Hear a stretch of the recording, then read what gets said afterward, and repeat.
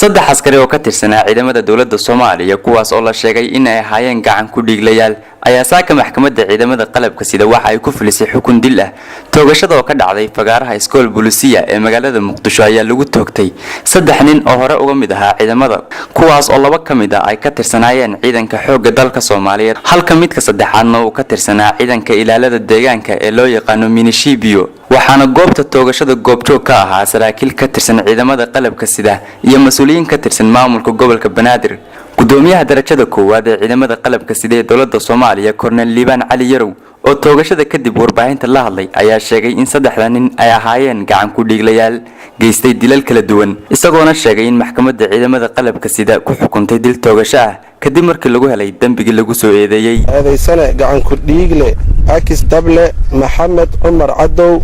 Maanabooliyo 22 jir ah ina Nuuro Cabdulle ku dhashay shabeelladaha dhexe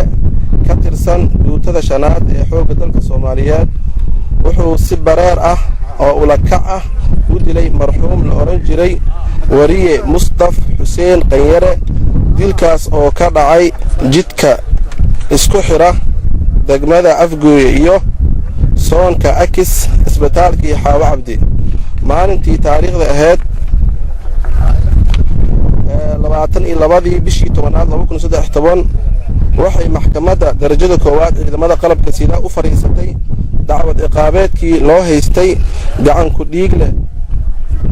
Akis Dable xooga Maxamed Umar Cadow Maanabooliyo waxayna ku xukuntay dil toogasho ah maalintii taariikhda ahayd 29 bishii 10aad 2013 wuxuu ka qaatay xukunkii maxkamadda kuliday abiil maalintii taariikhda ahayd 28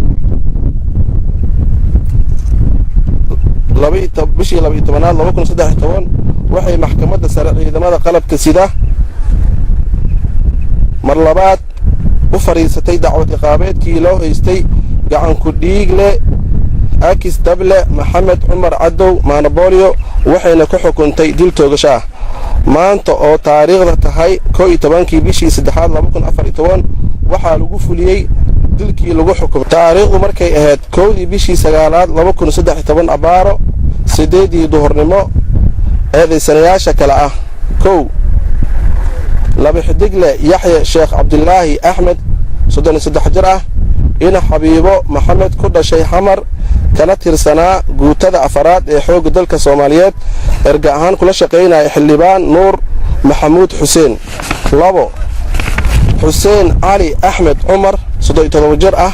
ina Aamino Muudey ku dhashay Balcad kana tirsan ciidanka ilaalada deegaanka Wadajir erga ahaan kula shaqeynaya xildhibaan Nuur Maxamuud Xuseen waxay si bareer ah oo ula kac ah u dileen marxuumiinta kala ah 1 laba alif le bool aadan Nuur Cali 2 Dable bool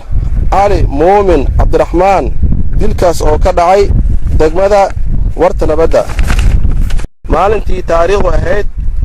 28 bishii 9aad 2013 waxay maxkamadda sare ciidamada qalabka sida mar labaad u fariisatay dacwad ciqaabeedkii loo haystay gacan ku dhiglayaasha kala ah 1 laba xidigle Yaxya Sheekh Cabdullaahi Axmed 2 Xuseen Cali Axmed Umar waxayna ku xukuntay dil toogasho ah maanta oo taariikhda ay tahay 11 bishii 3aad 2014 waxay ku fulisay maxkamadda ciidamada qalabka sida dilkii lagu xukumay Maxamed Bilageelle Somsa TV magaalada Muqdisho